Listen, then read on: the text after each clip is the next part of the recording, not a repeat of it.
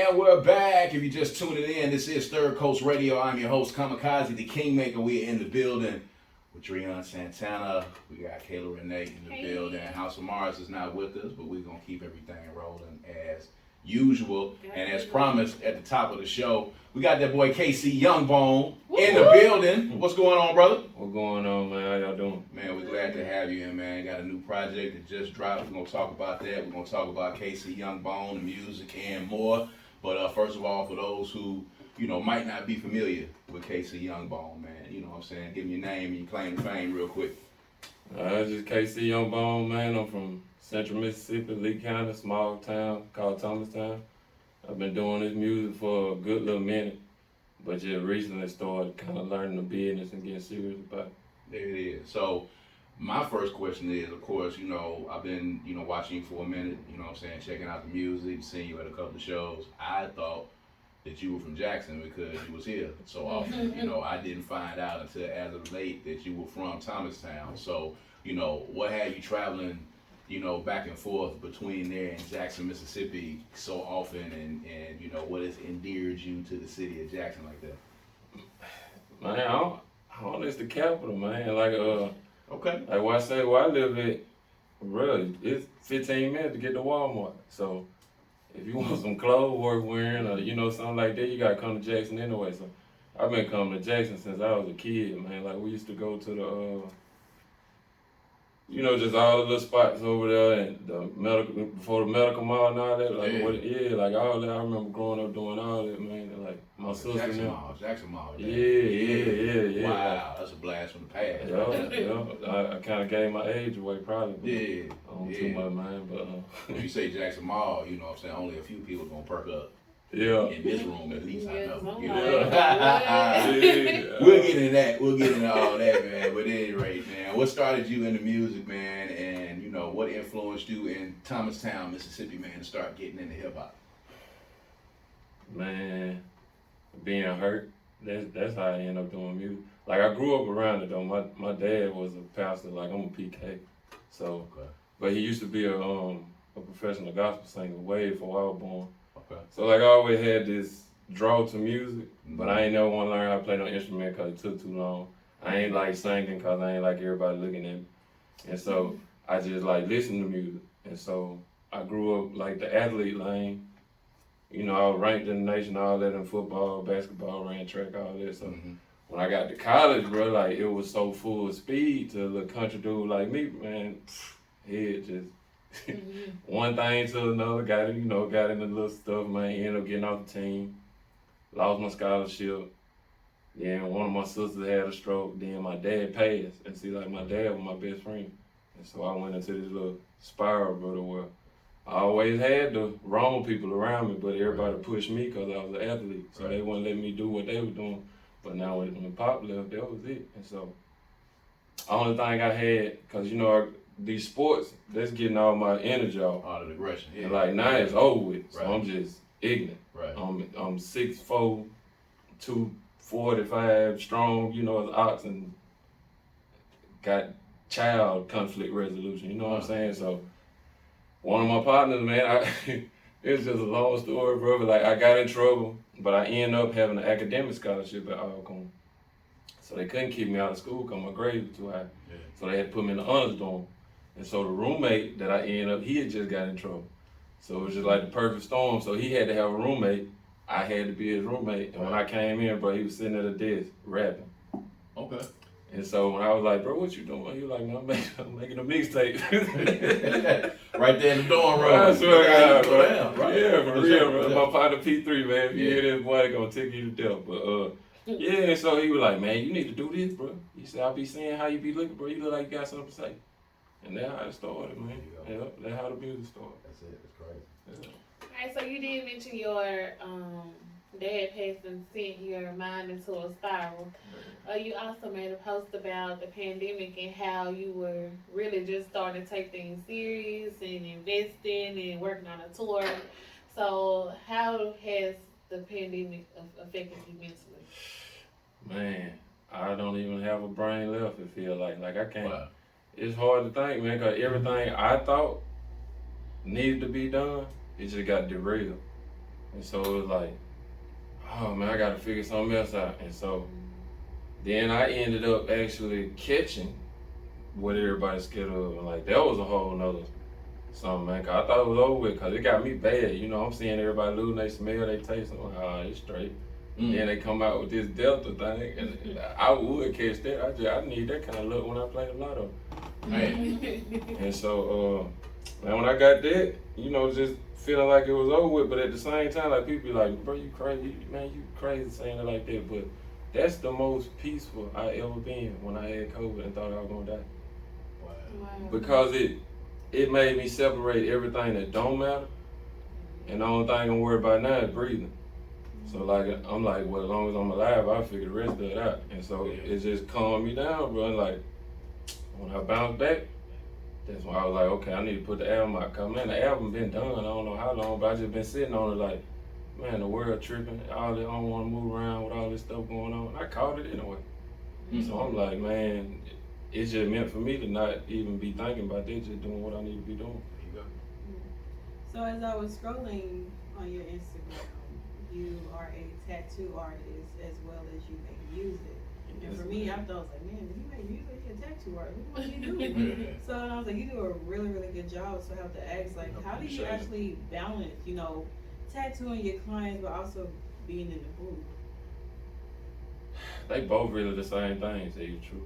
Cause people come to me with like, bro, I don't know what I want, but I just want this part of my body done. So it's the same thing with music. Cause like when a producer shoot me a beat, it'd be like, I don't know what I want on it, but I just, you know. And so it's just really like the same thing. It's just once I get in my little zone, I guess, so to speak, I just create something, and whatever start happening, I kind of let it create itself. Cause with like a body part, when you looking at somebody's body, everybody's body different. I can try to print something on a sheet of paper, put it on you, look weird. I can put it on somebody else, it look perfect. So it's all, the way I work, it be tailor made. Like if you notice, I be drawing with Sharpies on people. And then I do the tattoo, cause that way it fit the person's body. So like with the music, I just listen to the beat. I don't write. I never could write stuff down and read it right. You know, I skip all over, so I have to listen to the beat and go over and over in my head until I just got the song. So it's all like the same thing. So let's talk about this new project that you just dropped. That you said you've been sitting on for a while. Let's talk about that for a little minute, man.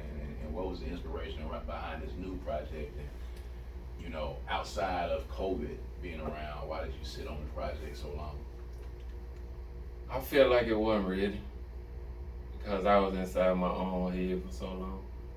And so like when I put out the Soul separately, like that was really my first real album, like really. You know, I did music before that and put it out, but that one felt real. Like I actually did features with known artists, you know what I'm saying? And it opened me up to like, people really take this music serious. You know, I need to do the same thing. So, you know, like that's a lot of why you start seeing me so much, cause I was learning, bro. Like I'm watching everybody move. I'm like, man, like they moving like this. He performing with a band. You know, like that, bro. When I seen Silas perform, man, that blew my little country brain out. I'm talking about, bro, that man got so much energy. Then he hopping around, so it taught me like breathing. Like Dollar used to always be on me about, yeah, bro.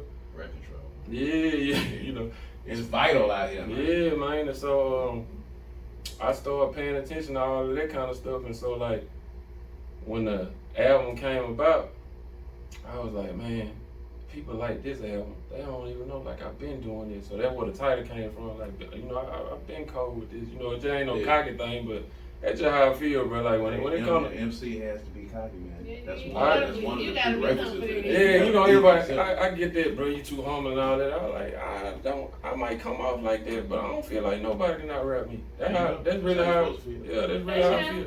If I'm on anything with you, if we on the song together and somebody brave enough to put me on there with them, I'm gonna do what I do, and I'm gonna stand out, cause I know what I bring is different. You know what I'm saying? But I can be in a room with anybody. I'm proving it over and over again. So this project, compared to some of the last projects, talk about the difference in, you know, your approach. You had a project where it was almost like it was a series of love songs, love letters. Oh You know yeah. what I'm saying? You know Man, what I'm I saying? forgot all about that. Yeah, and now you got to do. That was the thing that really kind of showed me that you were able to switch it up a little bit. Oh, You know, yeah. when you came out with that project, and it was kind of like mostly like, you know, it was like a romantic record almost. Yeah. You know, so I was like, this is something different than what a lot of other cats are doing out here. And then you switch gears into the new stuff. So, you know, describe that trend. I mean, why did you make that album first of all, and then switching gears and get back to what you got into with the new record? Alright, I'm gonna try to explain the best way I can.